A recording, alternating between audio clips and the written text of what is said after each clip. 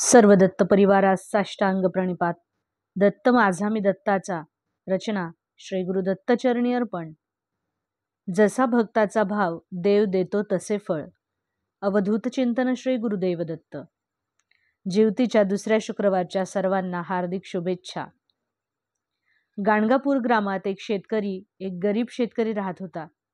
त्याचं नाव पर्वतेश्वर होतं.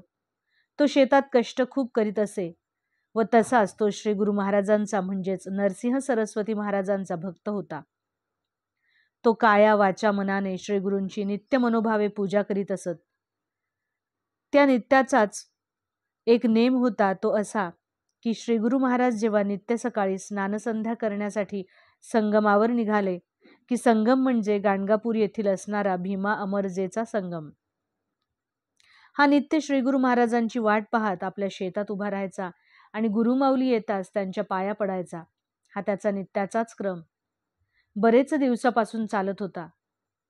असंच काय झालं, नेहमीप्रमाणे माझी गुरुमाऊली त्यांच्या स्नानसंध्यादी कर्मासाठी त्याच्या शेताच्या पायवाटेने जात असता हा पर्वतेश्वर श्री गुरु सामोरे जाऊन त्यांच्या चरणांशी नतमस्तक झाला. त्याची ती निष्ठा पाहून गुरुमाऊली त्यास म्हणाली, अरे पर्वतेश्वरा, किती कष्ट घेशील रोज माझ्या दर्शनासाठी. काय आहे तुझ्या मनातील इच्छा, सांग पाहू. तेव्हा पर्वतेश्वर गुरुमाऊलींना म्हणाला, गुरुदेव, आपला प्रेमळ कृपा कटाक्ष एकदा आपण माझ्या शेतावर टाका. माझ्या शेतामध्ये छान पीक आले आहे. तेव्हा गुरुमाऊलींनी, तू कशाचे पीक लावलेस बरे शेतात म्हणून विचारणा केली. तर महाराज, ज्वारीचे पीक आहे असे तो म्हणाला. व आपल्या कृपेने भरपूर धान्य यावे असे म्हणाला. तेव्हा गुरुदेव पर्वतेश्वराला म्हणाले की, तुझा माझ्यावर जर खरंच विश्वास असेल तर मी संगमाहून परत येईपर्यंत खालच्या बाजूने 4 बोट शिल्लक ठेवून उभं पीक सगळं कापून टाक म्हणाले. गुरु आज्ञा प्रमाण म्हणून गुरु शब्दांवर विश्वास ठेवून पर्वतेश्वराने पीक कापण्यास सुरुवात केली. तेव्हा सगळ्या गावाने त्याला वेड्यात काढलं. गुरुमाऊलीने परत त्यांना पाहिलं व माऊली प्रसन्न झाली.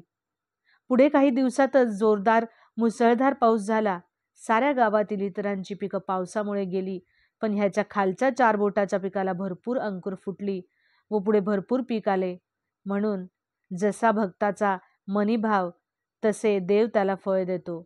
अवधूत चिंतन श्री गुरुदेव दत्त. दिगंबरा दिगंबरा श्रीपादवल्लभ दिगंबरा.